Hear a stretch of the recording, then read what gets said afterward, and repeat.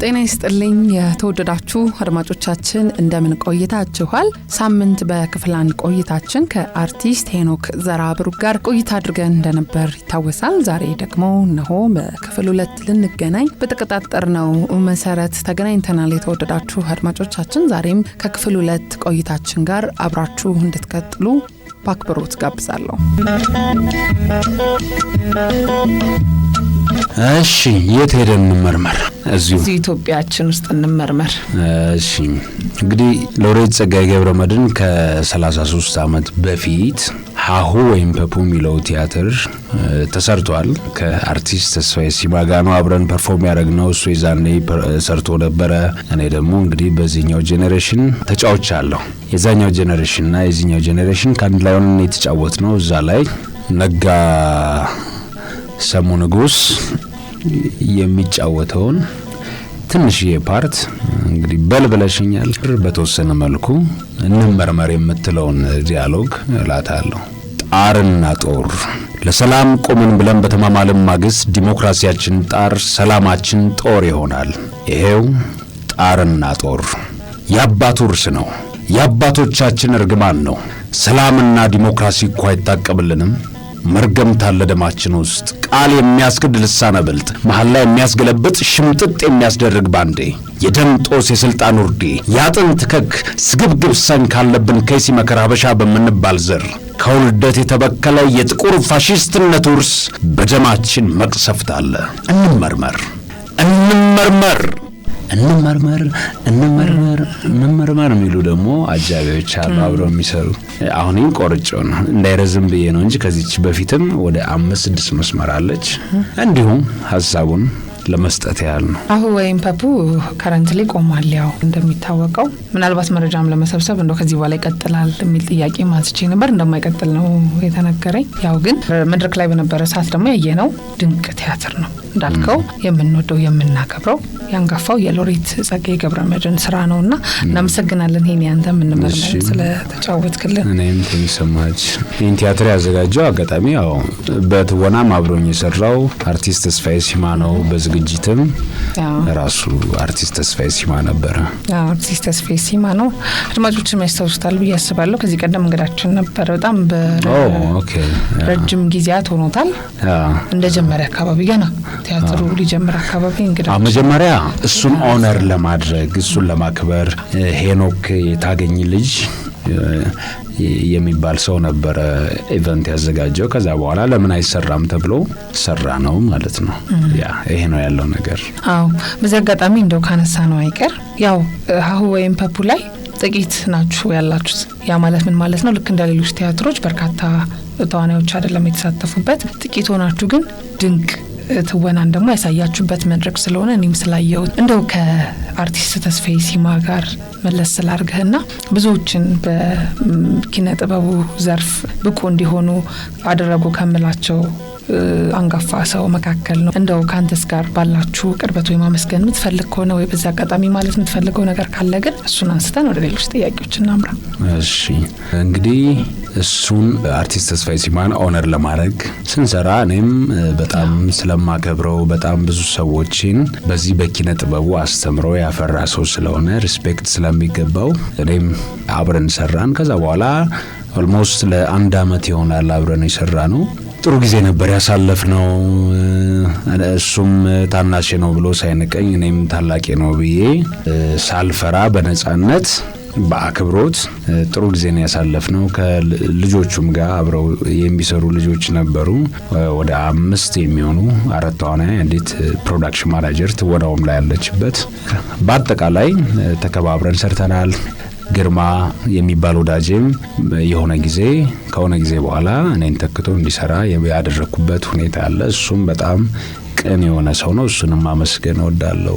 ተስፍሽንም በአጠቃላይ አብረው የሰሩትን ሰዎች በሙሉ ተስፋ ኢንተርቴይንመንትንም አመሰግናለሁ። እንግዲህ ራሴንም አመሰግናለሁ። በጣም አሪፍ። ከመምህርነትና ከትወና ምረጥ ብትባል የቱን ነው የምትመርጠው?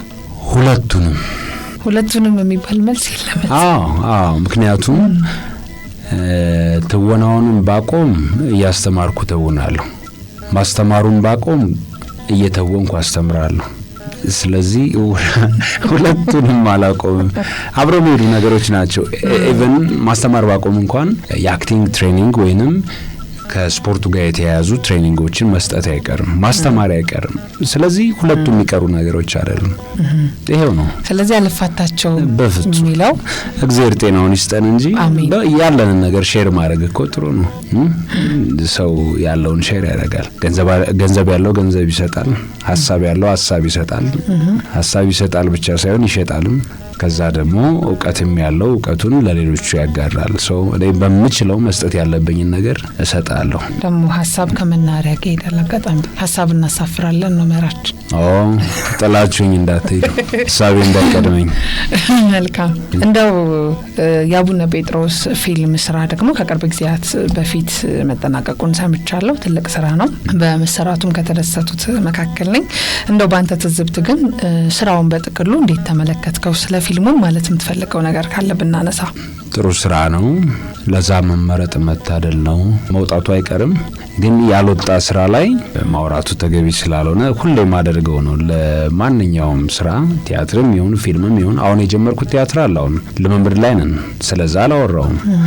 ነገሮች ለህዝብ እይታ ከቀረቡ በኋላ ማውራትን መርጣለሁና ስራችን ይመስከር ይሻላል።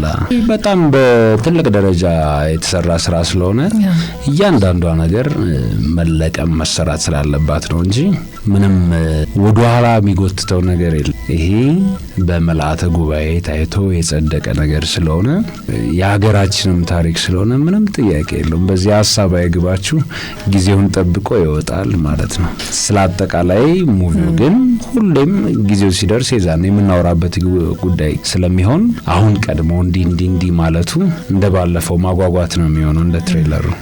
መልካም። ሌላኛው እንደው ከጥያቄዎች የሚነሱት ደግሞ በህግ አምላክ ድራማ ነው። ያው በአርትስ ቴሌቪዥን እንደሚተላለፍ ይታወቃል። ምናልባት በመቋረጡ እንግዲህ በተለይ ድራማውን የሚከታተሉት ሰዎች ላይ ያው የፈጠረው ቅሬታ አለ። በእኔ እይታ እንግዲህ ከረፍት መልስ ብዬ በምወስደው አይነት ነው። ምን አይነት ሂደት ላይ እንዳለስ ብናነሳ ስለሱ ድራማ ተቀርጾ አልቋል። ምንም የሚቀረው ነገር የለም። በቅርቡ ኤፒሶዱ በይሄኛው ሲዝን ተቀርጾ አልቋል። ስለዚህ ተመልካች በትዕግስት እኔ ራሱ ተዋናይ ሆኜ እጠብቃለሁ ቶሎ እንዲታይ። ስለዚህ እስከዛሬ ስለታገዛችሁን እናመሰግናለን። እኔም ታግሻለሁ ባለመታየቱ። ስለዚህ አብረን ስለሆንን የምናየው በጋራ እንታገስና ሲታይ አብረን እናየዋለን። ስለዘገየን በጣም ይቅርታ። የራሱ የሆኑ ፕሮሰሶች ስላሉት ነው እንጂ አልቋል። በቅርቡ ይታያል። እንደው ምናልባት ሄኖክ ከተጫወትካቸው ገጸ ባህሪያት በጣም የሚደንቅ ወይ ደግሞ ትወና የመጀመሪያ ስራም ሊሆን ይችላል ወይ ደግሞ መሀል ላይ ካሉትም በጣም የማይረሳክ የምትደነቅበት ስታስታውሰው እሱ ሞመንት ካለ ብናነሳው ደስ ይለኛል። ባዶ እግር የሶቅራጥስ ቲያትር ለእኔ ማስተርፒሴ ነው። አንደኛ ስራዬ ነው ከቲያትር። ከዛ ባሻገር ሶቅራጥስን ሰርቼ ከዛ አሉላ አባነጋ ልሰራ በሚሄድበት ባጭር በ20 ደቂቃ ውስጥ መኪና ውስጥ ሜካፕ እያስለቀኩ የሚሄድበት ሞመንት አድካሚ ነው። በጣም ቻሌንጅ አለው። ላቤ ሳይደርቅ ነው እዛ ሄጄ እንደገና የምሰራውና ትልቅ ሳክሪፋይስ ነው። ይህን ያደረግኩ ያለው ሰው ሄኖክ እንደዚህ ያደረገ ቢል አይደንቀኝም። ተመልካቾቼ ለኔ ምስክሮች ናቸው። እኔ ተመልካች አክብሬ ለምን 5 ሰው አይሆንም መድረክ ላይ በቃ አክብሬ ለ1000 ሰው በምንሰራው ኤነርጂ ነው የምሰራው። ምንም እኔ ብቻ ሳልሆን ብዙ የቲያትር ሰዎች ወደ ኋላ አይሉም። በፐርፎርማንስ የሚችሉትን ኤነርጂ ሰጥተው ነው የሚሰሩትና አብረውኝ የሰሩትንም ሰዎች ሁሉ አመሰግናለሁ። ቲም ወርክ ስለሆነ ሁሉም አብረውኝ የሚሰሩ ክሮዎችን በፊልምም በቲያትርም በቲቪ ድራማም እኔን የሚረዱ ሰዎችን አመሰግናለሁ። እኔም እረዳቸዋለሁ ብዬ አስባለሁ። ጥሩ ግንኙነት ነው ያለኝ ከብዙ ባለሙያዎች ጋር። እንደው አንድ የፊልም ወይም የቲያትር ባለሙያ ላይ የሚጥበብ ሰው ምን የስነ ምግባር መርሆችን ቢያሟላ ብለህ አድቫይስ ታደርገናለህ? እንግዲህ አንድ ተዋናይ አንደኛ ሙያውን ማክበር፣ ለሙያው ትልቅ ቦታ መስጠት ያስፈልጋል። ያልወደድሽውን ነገር ልትሰሪያችን፣ ባልወደድሽው ነገር ውጤታማ መሆናችን። ስለዚህ ዲሲፕሊን፣ ሙያዊ ዲሲፕሊን ያስፈልጋል። ከዛ ባሻገር ትዕግስት ያስፈልጋል። ጠዋት የጀመርሽውን ነገር እስከ ማታ ድረስ በተመሳሳይ ኢነርጂ መስራት ያስፈልጋል። ሌላው ኦብዘርቭ ማድረግ፣ ላይፍን ኦብዘርቭ ማድረግ። አክተር ስትሆኚ ኦብዘርቭ ያላደረግሽውን ያላስተዋልሽውን ላይፍ ልትተውኛችም ልትጽፊያችም ዳይሬክት ልታረጋችም። ስለዚህ በማንኛውም ሁኔታ ህይወትን ማስተዋል፣ መታገስ፣ ሙያዊ ዲሲፕሊን፣ አዲስ ነገሮችን ለማወቅ መጣር። እንደ ተዋናይ ነገ ወታደር ሆነሽ ብትሰሪ የወታደርን ዲሲፕሊን ቀደመሽ ማወቅ ብቻ ጥሩ ነው። የህክምና ባለሙያ ብትሆኚ ያን የትኛው የህክምና ባለሙያ የአይን ስፔሻሊስት ነው? የአፍንጫ ነው?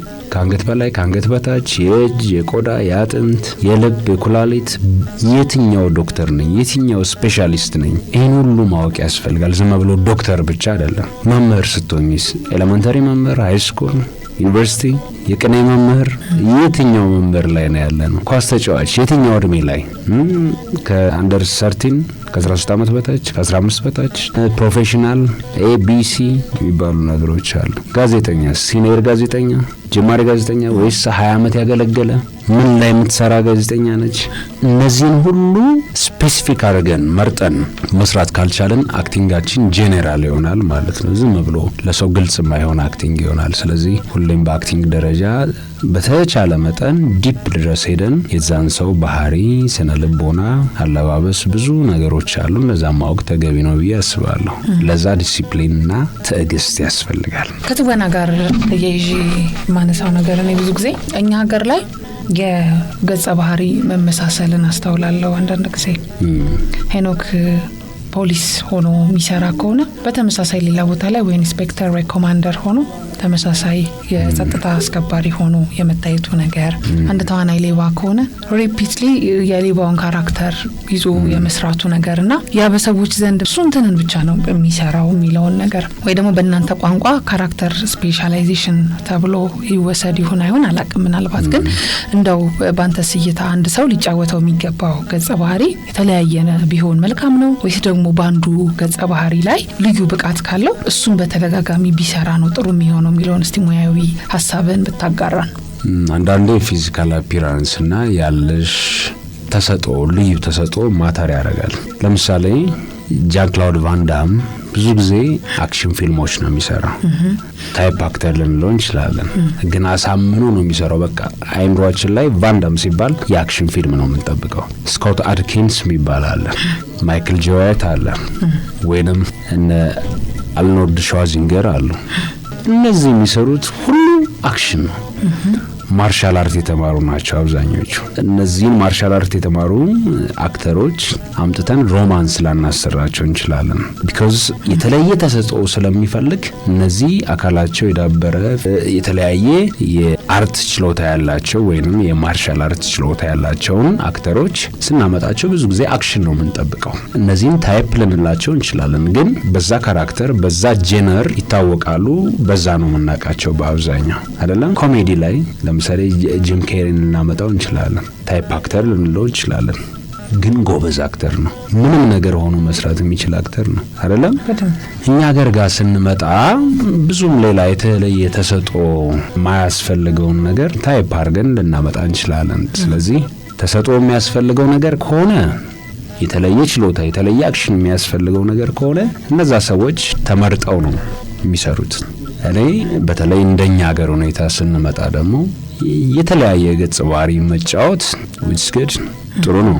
እኔ ፐርሰናሊ ቻሌንጅ የሚያደርገኝን የተለያየ ገጽ ባህሪ መጫወትን እወዳለሁ። ስለዚህ ዶክተር ከሆነ ለምሳሌ ቀጣይ ዶክተር ሆኖ የሚመጣ ከሆነ የተለየ ዶክተር ካልሆነ ተመሳሳይ ከሆነ ኮምፎርት አይሰጠኝም። ወይንም አስተማሪ ከሆነ ወይንም ተበቃይ ካራክተር ከሆነ ወይንም አፍቃሪ ከሆነ እዚህ ጋር ምን አይነት አፍቃሪ ነው፣ እዛኛው ጋር ምን አይነት አፍቃሪ ነው? ለፍቅረኛው ያለው መስዋዕትነት በዩ ወይንም ፍቅሩን የሚገልጽበት መንገድ ተመሳሳይ እንዲሆን አልፈልግም አይደል? በላይፍ ውስጥ ፍቅር ይኖራል፣ ግን የተለያየ የፍቅር አገላለጽ፣ የተለያየ አረማመድ፣ የተለያየ አፒራንስ ሲኖር ጉዳዩ ነው እንጂ ያለው እንደ ካራክተር የተለያየ ነው የሚሆነው ማለት ነው። ሁለት አስተማሪዎች ብሰራ ሁለት የተለያዩ አስተማሪዎች መሆን አለባቸው። ፕሮፌሽናቸው ነው እንጂ አንድ የሆነው ካራክተራቸው የተለያየ ነው። ስለዚህ በዛ ወይ መለየት ይቻላል። ጊዜ ሰጠን መስራት የምንችል ከሆነ ታይፕ አለመሆን እንችላለን። መልካም።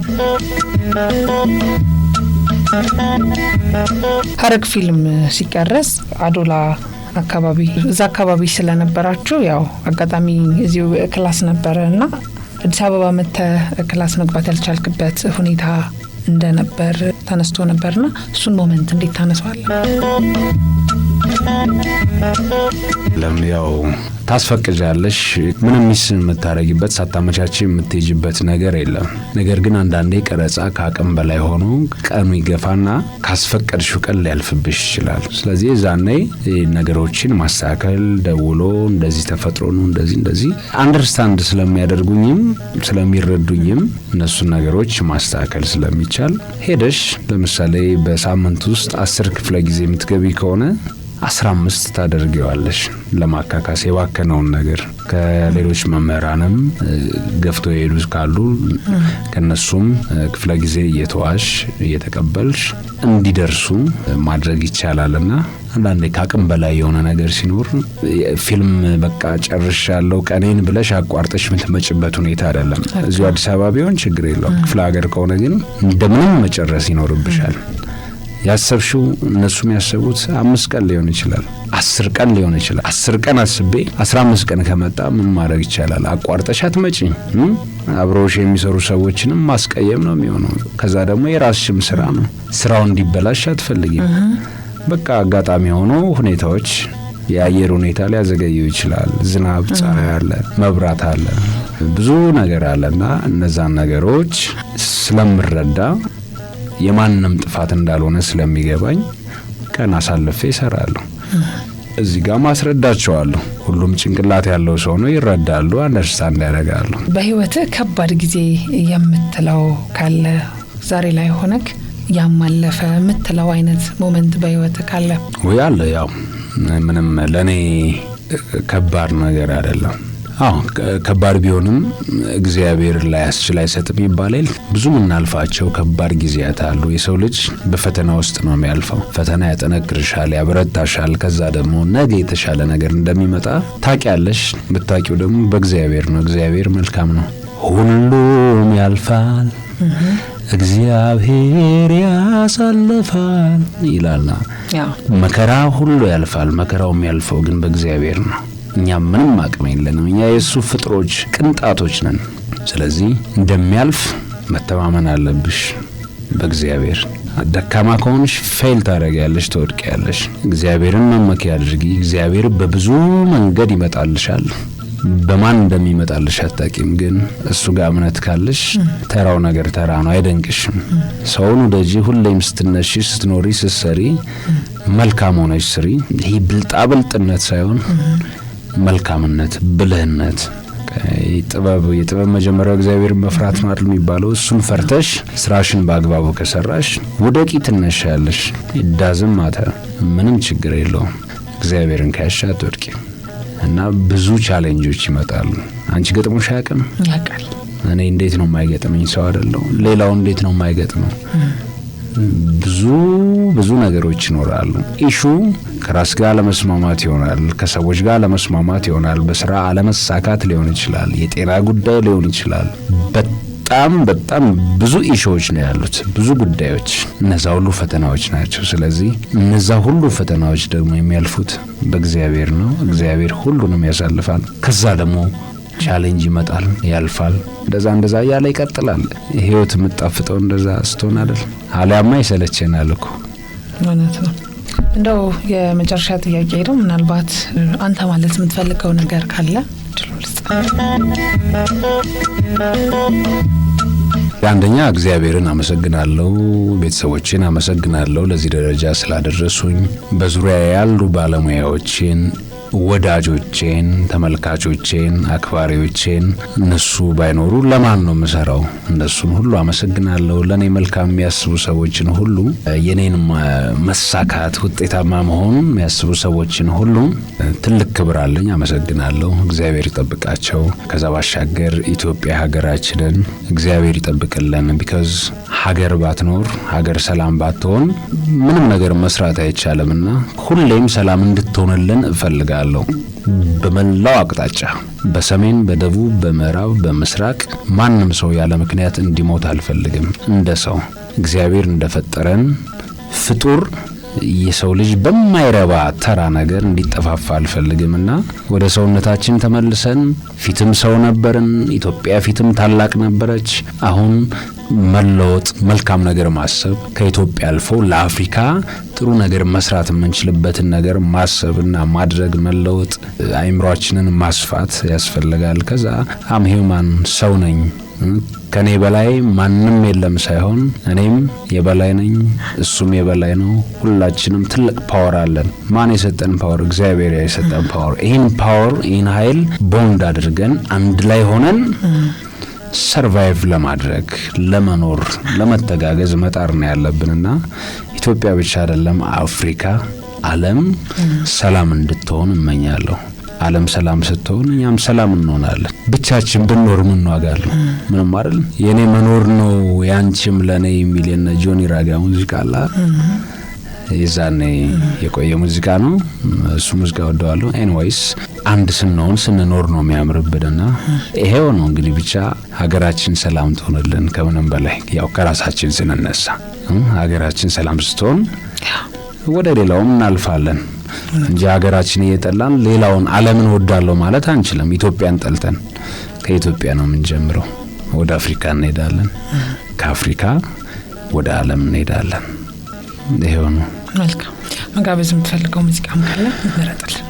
ስለ ሰላም የጋሽ መሐሙድን ስለ ሰላም እያወራው ስለነበር አይምሮዬ ላይ እሱ መጣ።